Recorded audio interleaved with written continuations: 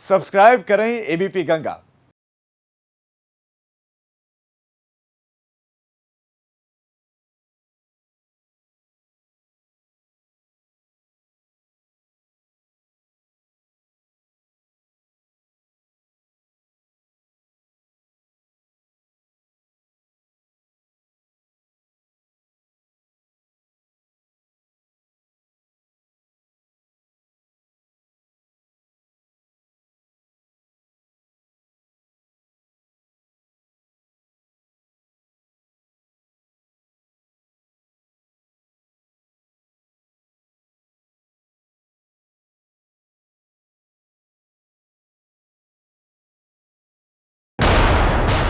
आज हम आपको बताएंगे कि कैसे अवैध खनन के इस खेल की कालिक सफेद पोस्ट नेताओं और अफसरों के बंगले तक पहुंची।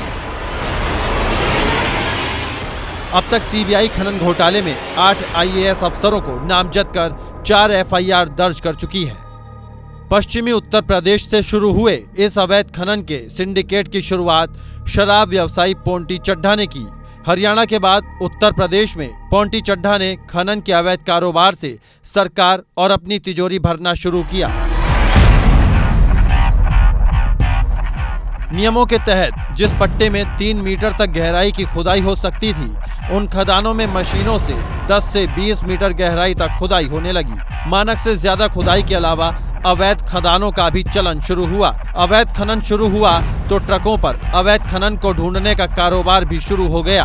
कागजों पर बालू 400 घन फुट होती थी, लेकिन लदा होता था 1.5 गुना यानी 600 से 700 घन फुट। ओवरलोड ट्रकों से जो वैध वसूली सरकार के खजाने में जानी थी, वो भी नहीं गई। मार्च 2012 में अखिलेश यादव की सरकार ने पट्टों की ई टेंडरिंग कराई। हर जिले में ई टेंडरिंग के जरिए पट्टे दिए गए, लेकिन हमीरपुर इसका अपवाद रहा। सत्ता पाने के 1 महीने के अंदर ही हमीरपुर में आईएएस बी चंद्रकला को डीएम बनाया गया। बी चंद्रकला ने बेतवा और यमुना नदी से मोरंग निकालने के लिए 50 पट्टे धड़ाधड़ जारी कर दिए। इन 50 पट्टों में 11 पट्टे तो अकेले सपा एमएलसी रमेश मिश्रा और उसके घर वालों के थे। इसके अलावा कई पट्टे संदीप दीक्षित, संजय दीक्षित और उसके परिवार वालों को दिए गए। बी चंद्रकला की इस मनमानी की शिकायत हाई कोर्ट में की गई।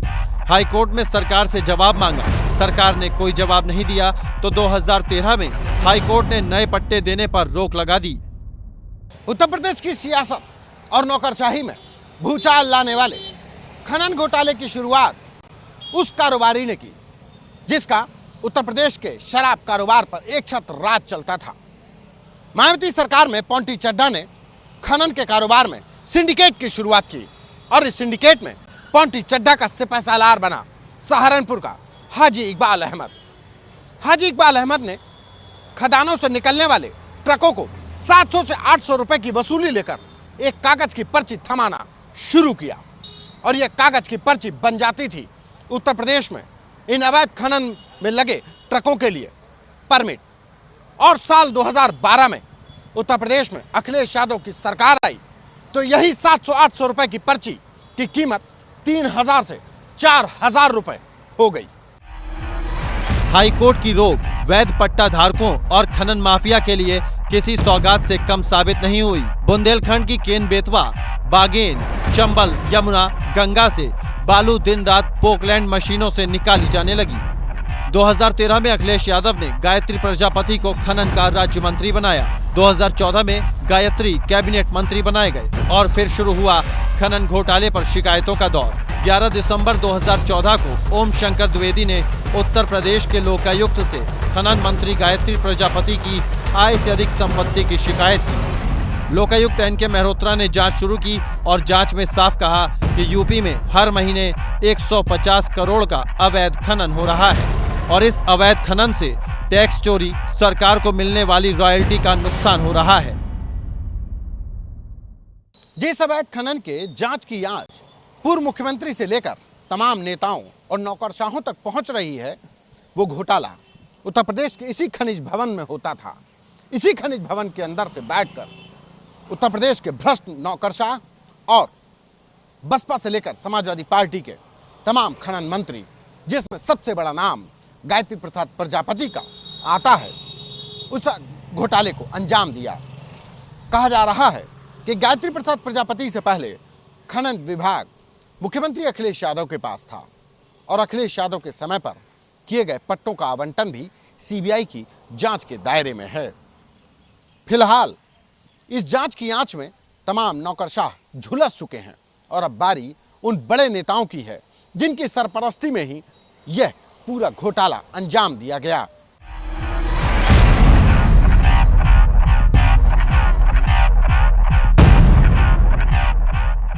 सीबीआई ने 2 जनवरी 2019 को सबसे बड़ी और पहली कार्रवाई की। सीबीआई ने डीएम हमीरपुर रही बी चंद्रकला समेत 11 लोगों पर एफआईआर दर्ज कर दी और लखनऊ से लेकर नोएडा तक छापेमारी की। सीबीआई ने इस पहली एफआईआर के बाद दूसरी बड़ी कार्रवाई जुलाई महीने में की। सीबीआई ने सपा शासन काल में फतेहपुर में डीएम रहे अभय सिंह के सरकारी आवास पर छापा मारा। डीएम बुलंदशहर रहे अभय सिंह के घर से सीबीआई को 49 लाख रुपए नकद बरामद हुए। अभय सिंह के साथ सीबीआई ने डीएम देवरिया रहे विवेक कुमार के लखनऊ स्थित घर पर छापेमारी की तो बेनामी संपत्तियों के कागजात बरामद हुए। देवरिया में विवेक के साथ तैनात रहे प्रमोटी आईएएस डीएस उपाध्याय भी सीबीआई की जांच में फंसे। शायद यही सियासत का चेहरा है कि दागी अगर दूसरे खेमे का है तो दागदार है और अगर अपने खेमे में है तो दाग अच्छे लगते हैं। खनन घोटाले में सीबीआई ने 4 एफआईआर दर्ज की। 8 आईएएस अफसर नामजद हुए। 3 आईएएस के घर से नकदी और बेनामी संपत्ति के कागजात बरामद किए गए।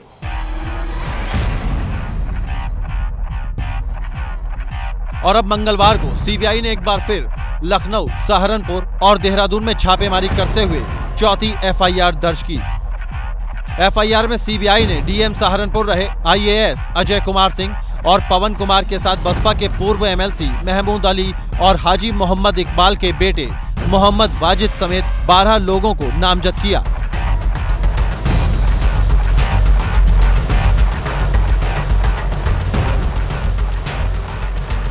खनन घोटाले की जांच अब तक देवरिया, फतेहपुर, सहारनपुर और हमीरपुर में तैनात रहे डीएम साहिबान तक पहुंच चुकी है। अब बारी सिद्धार्थनगर, शामली और कौशाम्बी में तैनात रहे आईएएस अफसरों की है। इतना ही नहीं, सीबीआई की रडार पर बी चंद्रकला के अलावा आईएएस संध्या तिवारी और भवनाथ भी हैं।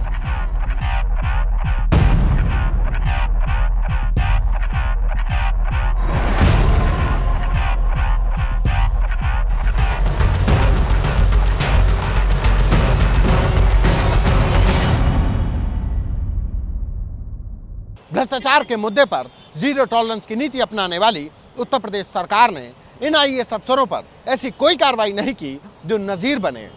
और सियासत के इसी चेहरे पर शायद दुष्यंत कुमार ने ठीक ही लिखा है, इस सड़क पर इस कदर कीचड़ बिछा है, हर किसी का पांव घुटनों तक सना है। कैमरा पर्सन जितेंद्र के साथ संतोष कुमार, एबीपी गंगा।